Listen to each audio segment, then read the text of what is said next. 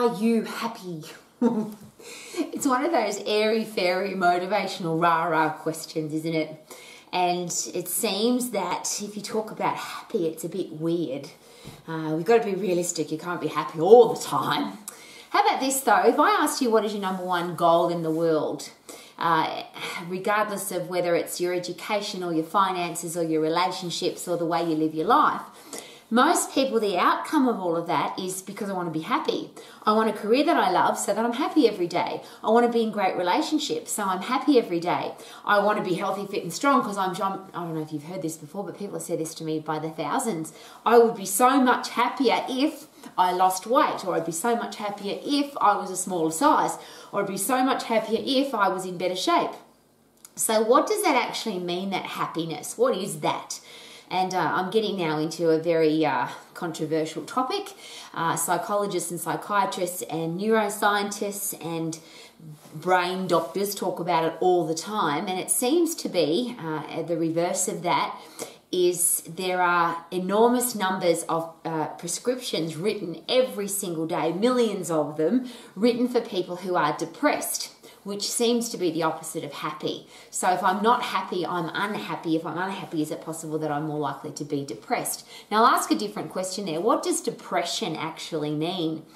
And again, if you ask the brain doctors, the neuroscientists, the psychologists and psychiatrists, there's a lot of dispute about what that actually means, but it seems to be that you're not happy.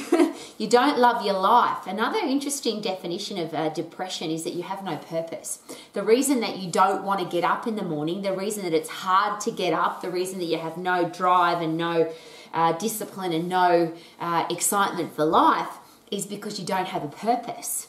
So is it possible, and I'll start right there, if you have a purpose to get up, if you have a purpose to live your life, if you have a reason, there's a better word, to drag yourself out of bed or jump out of bed or however you want to describe it, is it possible that you are more likely to get up and get going? So here's a great question. What do you want to do with your life? Or have you decided already, or have you believed somebody that said you can't do it? And one of my interesting questions that I always ask, because I invest a lot of time with kids in schools, they're the future leaders of our world. So for me, they're young adults. They're people who will be adults, and I would love them to be happy. So how do we help our kids to be happy? How do we give our kids purpose?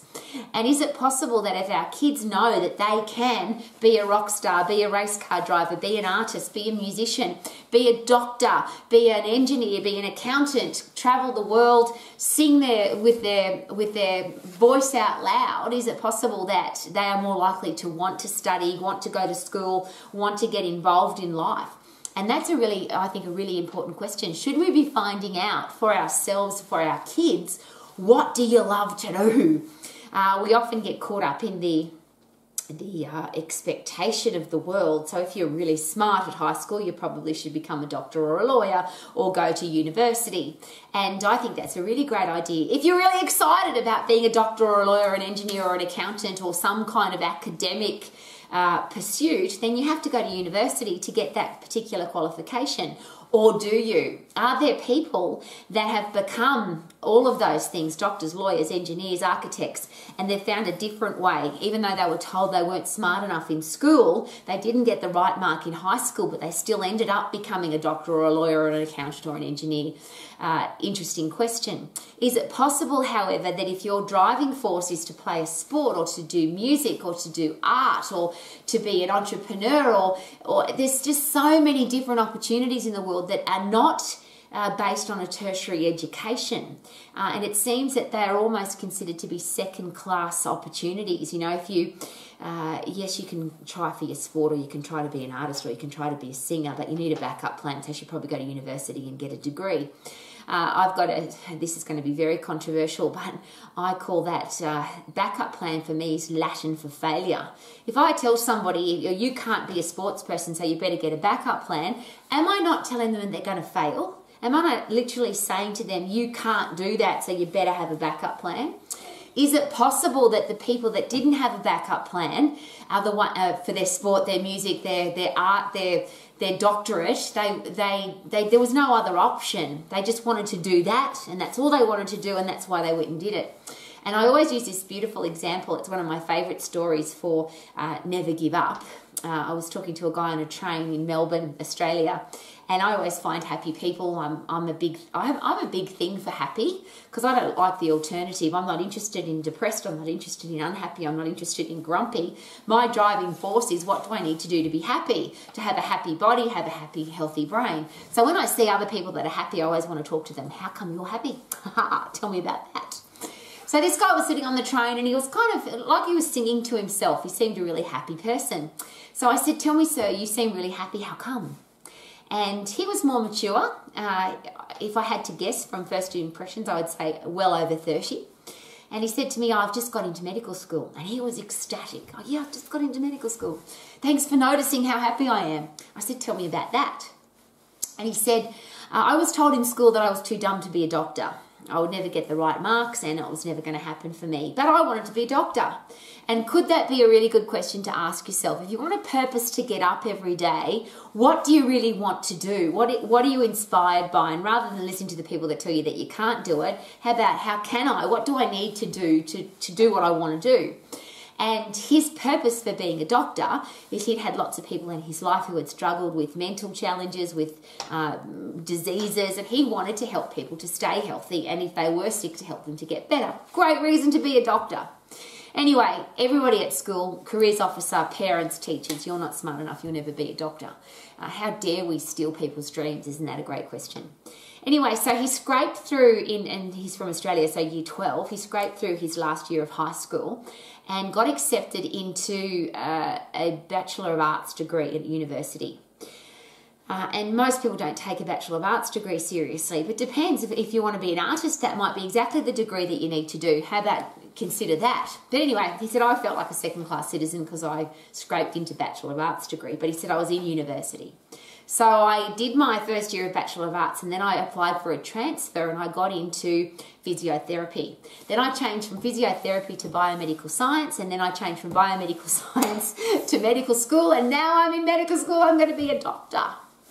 The interesting thing about a more mature student, there's lots of opportunities for a start. Just consider this. You're wiser, smarter, had more life experience than a 16, 17, 18-year-old straight out of high school. Obviously, if it's your driving force, you've been doing ongoing studying and learning to be able to attract the goal that you want to achieve. And most universities are really excited to have mature age students. There's plenty of students coming out of high school, but they really like it if you're a mature age student, which is exactly what happened to this guy on the train. I'm sharing that with you because he was told that he couldn't. You can't. It's not possible for you. You're not smart enough. And he got into medical school, and I'm pretty sure after meeting that guy that he's going to make a fantastic doctor. I use the example of rock stars. I have so many students in high school that say to me, I'd love to be a rock star, but I can't sing. Really. And we all know rock stars who can't sing. We've been to their concerts, we've danced at their concerts, we've sung at their concerts. We know that they're not the best singers in the world, and they'd never win a singing competition. But they have X factor and passion and drive and enthusiasm, and we love them. So when somebody tells you that you can't do the thing that you're excited about, maybe you've bought into that and you've ended up in a lousy, stinking, rotten job that you hate, and you don't want to get up in the morning. It's depressing. And I don't know what that feels like to be depressed, but I can imagine that that would be what that is all about. I don't want to get up because I hate my job. I don't want to get up because I'm going to earn money to pay my lousy, stinking, rotten bills. Instead of I'm getting up to change the world. I'm getting up to share my music with the world. I'm getting up to play my sport. I'm getting up to raise money for my charity. I'm getting up because I want to be a healthy, fit, strong human being, and I'm excited to get up. And isn't that happiness? And and it's a very controversial topic, and it's rah-rah and motivational, and people argue about it over and over. People tell me every day you can't be happy every day. Well, here's a better question. What if you could? What would you need to do to be happy every day? How would you need to live your life differently? And I always ask, as always, these 4 questions. What if you were healthy, fit and strong? So your body was in peak physical condition so that you could do all the things that you wanted to do because you physically can. Is it possible that if you are physically strong and physically tough and physically fit, that you'll have those chemicals pumping into your brain, so that will allow you to think more clearly. And I'm going to give you a reverse of that. If I'm healthy, fit and strong, if I've got a career that I love, if I'm financially free, and if I've got great people in my life, am I more likely to be happy? And you could say, yes, well, if I get fit and if I get a career that I love, and if I've got a stack of money and if I've got great people in my life, I'll be happy. If and when that all happens, I'll be happy. What about the reverse of that? And this is where physiology and psychology I think need to be flipped on their end. And I used to believe this. I used to believe that if I was disciplined and if I was focused and if I really pushed hard and if I focused on being happy and if I woke up every day, I'm happy, I'm happy, I'm happy, that I could possibly be happy. I used to say this. I wake up in the morning and I used to sing this song. I feel good, na na na na na na na. I knew that I would now, na na na na na na na. So good, yeah, yeah, so good, woohoo. And it's a great song because it's telling yourself to be happy, to feel good. But I've got a whole new understanding. I've been studying neuroscience, and here's a great question.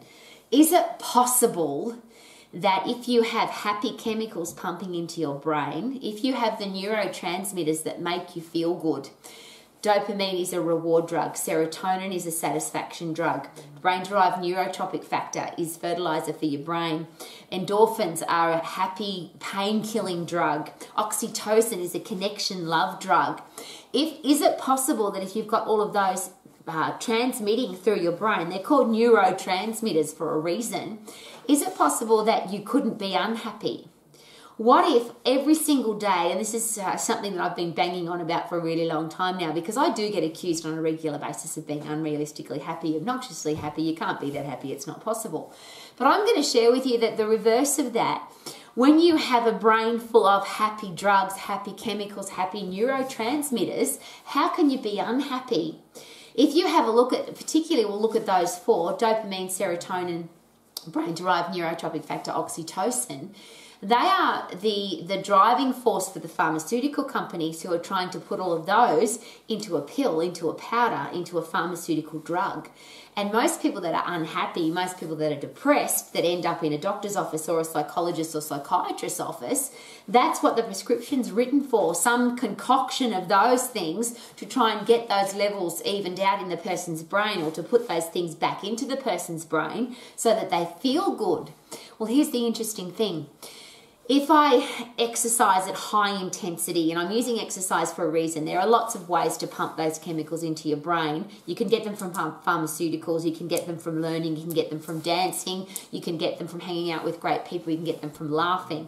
But there is no more powerful way to pump happy drugs into your brain, dopamine, serotonin, oxytocin, endorphins, than to do high intensity activity. If you get really puffed, what happens is, because your body is designed to get away from stress, and is it possible that the opposite to happy could be stressed? If it's not depressed, it might be stressed. Is it possible that a really stressed body gets out of kilter? There's a good word. We call it dis-ease. If you have high stress levels, your body's more likely to become dis-eased. But the interesting thing is that stress is the manufactured inside our body to get us away from the threat. So when we feel threatened, when we feel like somebody's trying to kill us or hurt us or make our life bad, our body produces stress for a reason, because when we get stressed, our body then produces epinephrine, adrenaline, cortisol, so we can go, so we can run away from the animal, so we can turn and fight the animal, so we can stand up for ourselves and win the fight. So we produce those stress drugs, which then, after I've killed the animal or I've run away, woohoo, I now have a brain full of dopamine, serotonin, brain-derived neurotropic factor, oxytocin if I ran away with my family or if I fought with my family, because that's the connection drug, the love drug. And my body produces endorphins, which are painkillers to help me do that. Once I've sprinted, once I've punched, once I've kicked, once I've lifted heavy, once I've done all of that, I've produced massive amounts of these happy neurotransmitters, which means I can't be unhappy because my brain's full of happy drugs. I've dispersed the cortisol, I've dispersed the epinephrine and adrenaline, and now I've got happy drugs in my brain. I cannot be unhappy. The big one there is brain-derived neurotropic factor, which is fertilizer for my brain. So not only have I got away from the threat, But my brain's now saying to me, hey, you got away from that threat. How can we do it better next time? Which then produces neuroplasticity in the brain, so I can think differently. My brain changes inside, and I produce neurogenesis. I actually create new brain cells. So I get smarter and wiser and better. So instead of, oh, I'm going to be happy, happy, happy, happy, happy, and hope to be happy, why not just go sprint, kick the bag, punch the bag, lift something heavy, or a combination of all of those, pump happy drugs into your brain, you disperse the stress, you get rid of the dis-ease, your body becomes at ease, it feels good about itself, and you feel happy. If you feel good, are you more likely to wake up with purpose? Or reverse, if you wake up feeling tired, lethargic, stressed, distressed, depressed, what if you go sprint? What will happen automatically? It's one of those things I do every single morning. I do it because my body's a bit busted up from doing stupid exercises. So first thing in the morning, the very first thing I do is I get in my cross trainer and I go absolutely flat out for 10 seconds till I can't breathe and I'm totally puffed. Get my breath back, do it again, get my breath back, do it again. It's an exercise program of about 1 minute, but I start the day fully pumped with high performance neurotransmitting happy drugs. I don't have to take a pill for it. I don't have to get a pharmaceutical prescription. I produce those drugs myself. Hey, guess what? So can you. Isn't that exciting? Could you be happy every day? Could you wake up with a purpose? And if you add to that, because you're happy, are you more likely to want to exercise to be healthy, fit and strong? If you're constantly have a brain full of neurotransmitting happy drugs, is it possible that you won't put up with a lousy, stinking, rotten job? You'll go get a career that you love. You'll open up your own business because you believe that you can. You are constantly expanding your brain to believe in yourself more. Your self-confidence goes up, your self-esteem goes up, your self-belief goes up, your ability to do self-education, your self-inspired, self-motivated, that all goes up because you're pumping happy drugs into your brain. So you're more likely to be healthy, fit and strong, of course. You're more likely to have a career or business that you love, of course. If you're doing what you love, is it more likely that you'll have better ability to make money? One of those big stresses in life is I don't have enough money, or I'm struggling, or I haven't got enough money to pay my bills. But is it possible, if you're doing what you love to do and you're passionate about it and you're really good at it because you're healthy, fit and strong, and is it possible that you will keep getting better at what you do because you get fitter and stronger, then is it possible you'll make more money? Simple question. Will you attract better people into your life? If you love who you are, if you've got self-confidence, if you've got self-esteem, if you believe in yourself, if you love who you are, is it possible that you'll attract better people into your life? So those 4 big areas of healthy, fit and strong, career that you love, being financially free and having great people in your life, is all of that more possible if you are a healthy, fit, strong human being that has those transmitting happy chemicals in your brain. So could it be this simple? Could it be as simple as get fit, get puffed, get strong, lift heavy? I'm going to say that again because it just seems too simple, doesn't it? If you lift heavy, you'll get strong. If you get puffed, you'll get fit. It's only short. Both of those exercise programs you can't do for a long time because they're 100% effort. If you sprint, it's 100% effort. If you lift heavy, as heavy as you can, it's 100% effort. Your muscles and bones get strong, your heart and lungs get strong, your endocrine hormonal system fires up, your central nervous system fires up, you pump happy chemicals into your brain. Epinephrine, adrenaline, and cortisol is dispersed. You then have serotonin, dopamine, brain-derived neurotropic factor, oxytocin, endorphins in your brain, and you feel bloody good. You could be happy every day by simply get puffed, get fit, lift heavy, get strong. Get puffed, you'll be fitter, lift heavy, get strong. Everything changes when your body's fit and strong. Isn't that exciting? Woohoo!